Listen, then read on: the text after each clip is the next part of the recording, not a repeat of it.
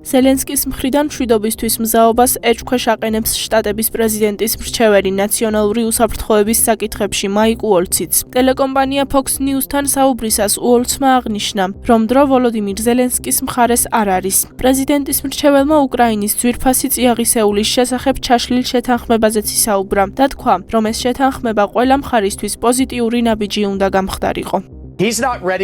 დარწმუნებული არ ვარ, რომ ვოლოდიმირ ზელენსკი პირადად და პოლიტიკურად მზად არის მშვიდობისთვის. პრეზიდენტის ადმინისტრაციას უკრაინის პრეზიდენტისგან იმის მოსმენა სურს, რომ ის თეთრ სახლში პარასკევს მომხდარს ნანობს. ვგეგმავდით, რომ კონგრესში პრეზიდენტის ხვალდაგეგმილი გამოსვლისას მინერალების შესახებ შეთანხმება გამოგვეცხადებინა, რომელზეც ხელი პარასკევს უნდა მოგვეწერა, რომელიც ყველა მხარისთვის პოზიტიური ნაბიჯი იქნებოდა.